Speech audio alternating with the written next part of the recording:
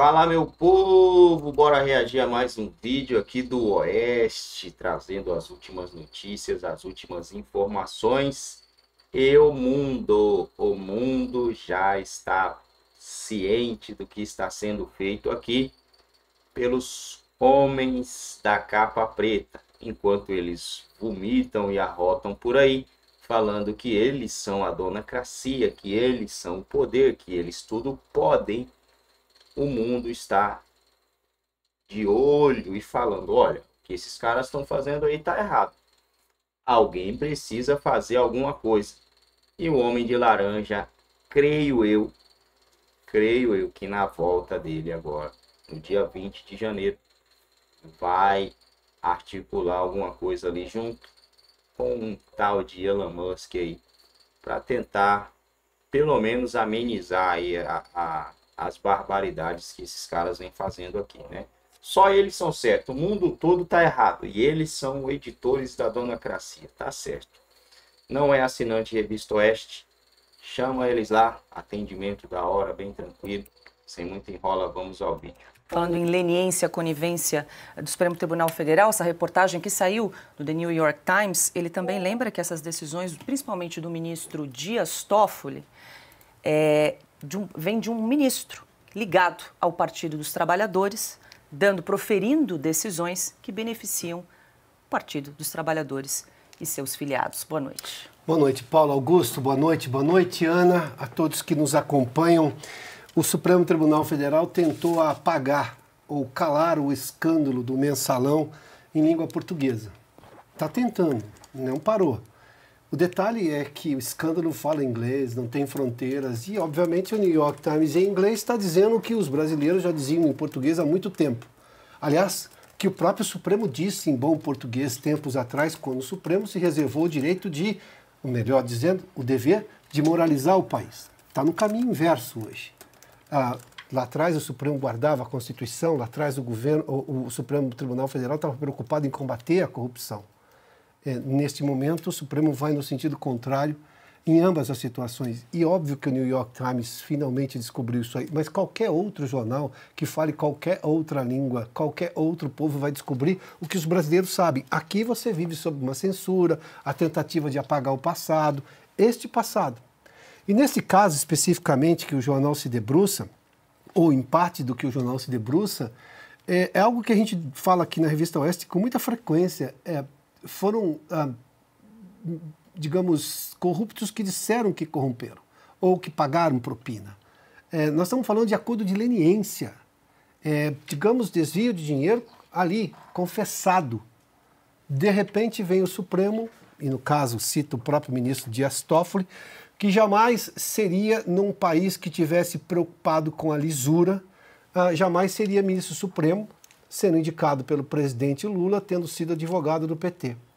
Mas vamos lá, vamos fazer um reparo aqui ao New York Times. O Toffoli é ministro do Supremo, se não me engano, acho que do segundo mandato do Lula, do primeiro mandato do Lula, 2009, o segundo mandato do Lula. Lá já estava o escândalo. Tem um outro advogado do presidente Lula, que agora também é ministro do Supremo. Essas coisas se desenham, mas boa parte da imprensa estrangeira, até pela talvez dificuldade de entender ou vivendo de ideologias, achava que não, que o Lula seria a salvação do país. Estes ministros todos foram indicados pelo Lula. Ou tem a anuência do Lula, ou tem a parceria do Lula nesse consórcio do qual a gente define, que governa o Brasil hoje, o qual a gente também critica, porque, digamos, passou de qualquer limite do que se espera e está escrito na Constituição. Augusto Nunes, muito boa noite, seja bem-vindo. Augusto, deixa eu trazer aqui o comentário, porque o ex-presidente Jair Bolsonaro comentou essa reportagem e nas redes sociais o ex-presidente afirmou que o jornal traz uma análise sombria do futuro do Brasil, abre aspas. A politização de instituições que não deveriam ser políticas não é apenas um retrocesso no combate à corrupção, mas uma mensagem clara de que o Brasil de hoje está voltando a ser um paraíso da impunidade, onde os poderosos podem fazer o que quiserem sem qualquer temor de punição, enquanto as vozes dissidentes são perseguidas, rotuladas de antidemocráticas e caladas. Fecha aspas. Boa noite. Boa noite, Paula. Boa noite, meu amigo Piotto. Ana, minha parceira querida. Boa noite a você que nos acompanha. Eu noto uma evidente sintonia entre esse texto e os publicados pela Revista Oeste e com o teor dos comentários que fazemos aqui. É exatamente isso. Em outros países, as provas reunidas pela Lava Jato foram suficientes para a condenação de ex-presidentes, para o suicídio até de um ex-presidente do Peru, para a prisão de vários poderosos. Aqui, eu repito, a Lava Jato foi destruída, né? Foi neutralizada pelo Supremo, não pelos erros eventuais e pequenos que tenha cometido, mas pelas suas virtudes e pelos resultados altamente positivos. Ela não é uma das maiores operações anticorrupção da história, é a maior e a mais bem-sucedida, porque neutralizou o maior esquema corrupto já visto desde o dia da criação. Não houve nada como o Petrolão. E mais, esse governo já lembrava uma quadrilha em ação no momento em que o Toffoli foi nomeado. Ele foi nomeado para socorrer no julgamento do Mensalão, né, para os responsáveis pelo primeiro grande escândalo do governo Lula, ocorrido em 2005. Foi julgado em 2012 e terminou com um monte de condenações que foram abrandadas pela entrada do Toffoli e do Barroso, que chegou lá como garantista. Ele era garantista, então ele se valeu até do julgamento daqueles recursos, que eu não entendo a linguagem, né? Aqueles recursos que você apresenta. Os infringentes. Isso, exatamente. Aproveitaram até isso para livrar da cadeia o que eu chamava de quadrilha chefiada por um subchefe, né? Porque o chefe era o Lula. E acusaram de chefiá-la o Zé Dirceu, que ele era sub. Ele não era o chefão. O chefão era o Lula. O Zé Dirceu foi condenado, um monte de gente foi condenado, acabou cumprindo muitos anos de cadeia, ficando muito tempo na cadeia, acabou ficando o Marcos Valério, que tinha culpa, mas não era o único. Não era o único. Prenderam uma dona de banco de Minas Gerais que, meu Deus, perto do que o Dirceu fazia, ela era freira, né? Mas imaculada.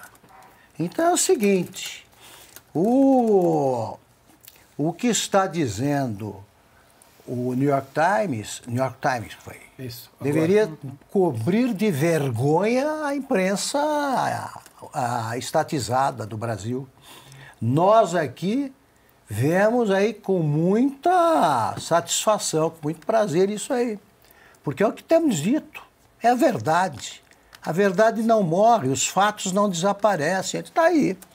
O que não dizem aqui está sendo dito pela imprensa internacional. Olha só.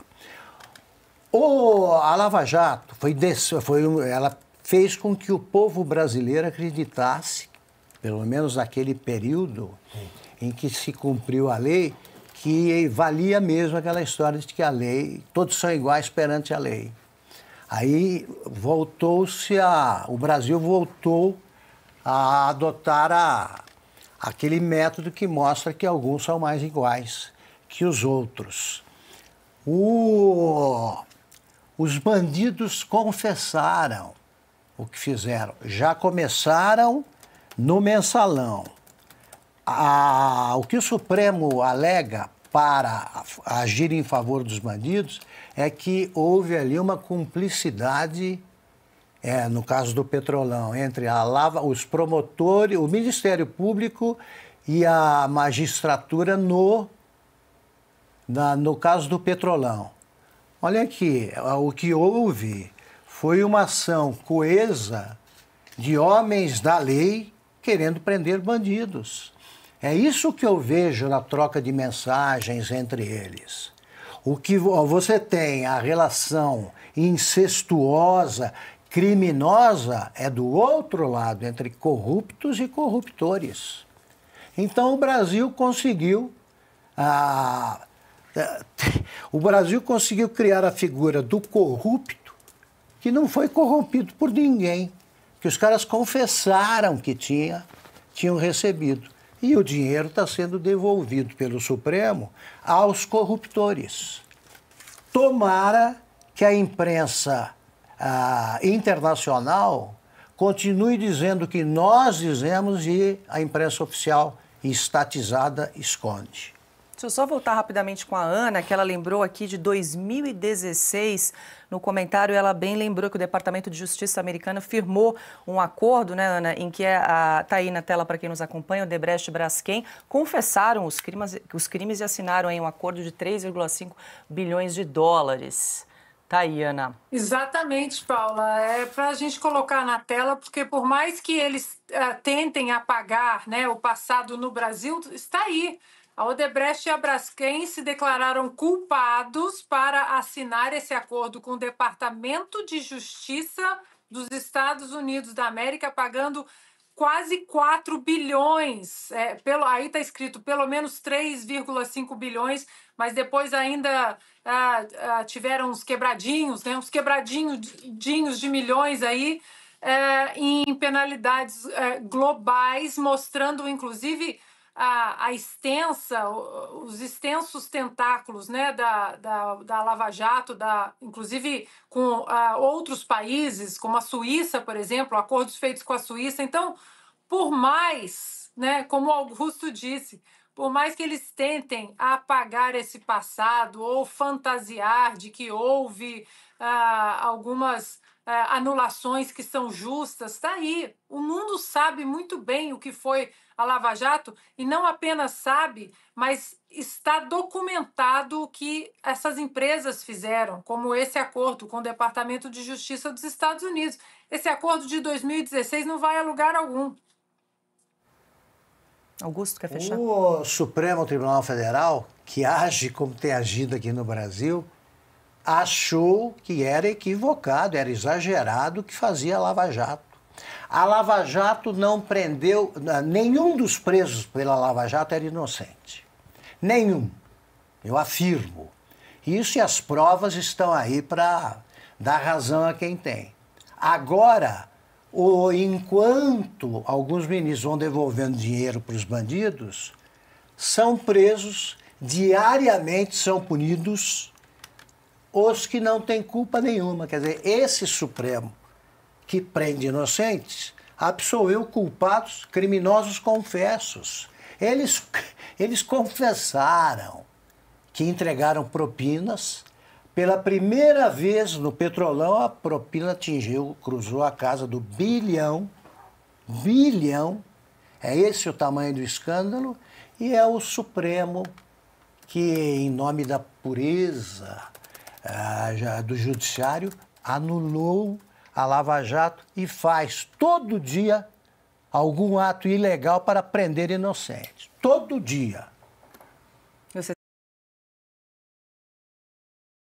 Desde a última quinta-feira, quando o inquérito da Polícia Federal sobre uma suposta tentativa de golpe começou a vazar na mídia, o perfil do PT na Rede X tem dado mais atenção a Jair Bolsonaro e a nomes ligados ao ex-presidente do que ao atual chefe do Executivo, Luiz Inácio Lula da Silva. O partido fez quase 20 publicações com críticas ou informações sobre Bolsonaro. No mesmo período, o volume de publicações sobre assuntos relacionados a Lula foi de apenas 7. Uma das publicações de maior interação também trata do indiciamento do ex-presidente. A publicação faz referência a uma expressão usada por Bolsonaro no dia em que o ex-deputado Jean Willis, então do PSOL, renunciou ao mandato e anunciou que deixaria o Brasil em janeiro de 2019. Numa nota publicada no dia do indiciamento, o partido de Lula acusou Bolsonaro de estar no centro de uma trama corrupta que apodrece todo o seu entorno, não apenas os que foram indiciados, mas também parlamentares e até governadores que se associaram a ele, Ana. A gente exibe na tela aí um trecho da nota do Partido dos Trabalhadores. São 20 publicações aí relacionadas ao indiciamento de Bolsonaro e os outros 36 nomes, versus 7 publicações relacionadas ao presidente Lula num período curto aí, né, desde a última quinta-feira.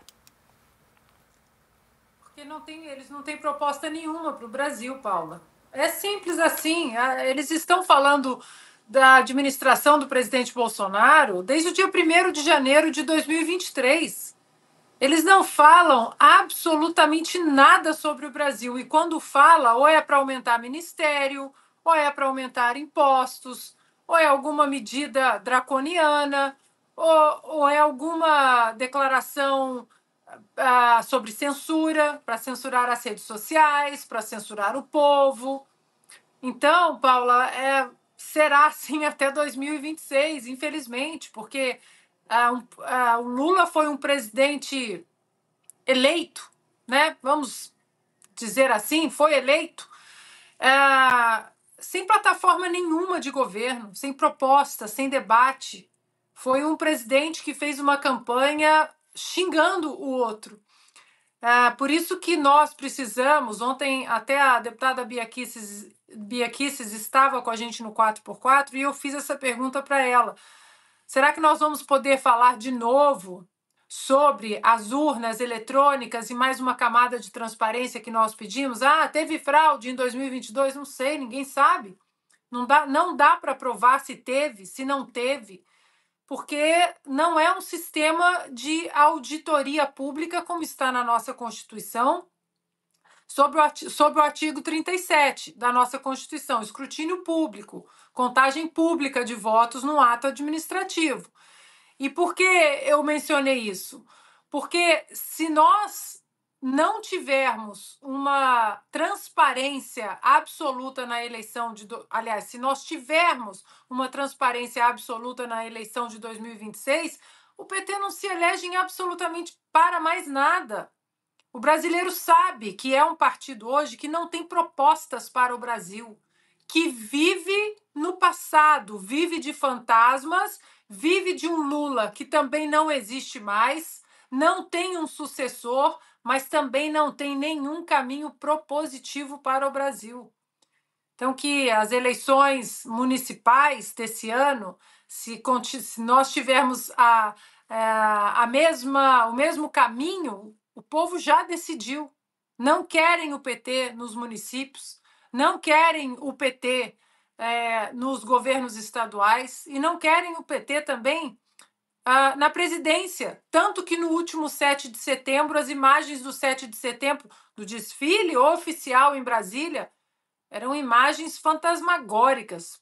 Parecia que o Brasil era a antiga União Soviética. Mas, Ana, você acha que o PT vai condenar fraudes? Vai falar em fraude? Eles adoram a fraude, eles não consideraram legítima a vitória do Maduro na Venezuela.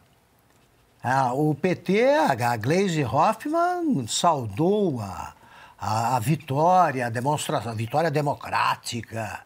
Tudo aquilo ali é pior que golpe. A Venezuela sofre golpes sucessivos, não tem só uma forma de golpe. Para manter o Maduro no poder, antes o Chávez, agora o Maduro, eles dão um golpe atrás do outro. Eles não têm apoio popular. Agora é o seguinte, muito simples, parem de falar que o Bolsonaro é isso, o Bolsonaro é aquilo, e façam uma manifestação maior que as feitas pela oposição. Consigam algum resultado político, de qualquer que seja, mais veemente que o resultado das eleições municipais. É muito recente para a gente esquecer. São Paulo tem mais de 600 municípios, mais de 650. O PT conseguiu vencer em 3. Tem uma capital. O Lula disse que a eleição deveria ser nacionalizada. Era nós contra eles, na voz dele. E aí saltou quando viu que a coisa estava feia. Não apareceu aqui em São Paulo, muitas vezes, para não perder junto com o Boulos. Perdeu, foi derrotado. Foi derrotado por toda parte. Então eles não têm saído, eu nunca vi existir um partido sem povo. O PT não consegue juntar povo nem no feriadão de 1º de maio com comida de graça, ponto. E poucos seguidores, Augusto, só para comparar, Bom, pessoal, é isso aí, meu povo. Cara, tava olhando aqui as redes sociais e olhando aqui, né, o preço da carne, o preço não sei o que, a maior alta do preço da carne de todos os tempos. E aí você vai no comentário dos caras e vê que mas é porque monopolizou. Mas o Brasil nunca teve uma carne barata. Gente, a culpa não era do Bolsonaro? Não era? Não era a culpa do Bolsonaro, agora a culpa é do não sei o que, do agro. Eu não entendo, cara. Não entendo. A culpa era do Bolsonaro, não era, seus petelântios. Agora a culpa é de quem, mano? Se a culpa era do presidente, a culpa hoje tem que ser de quem?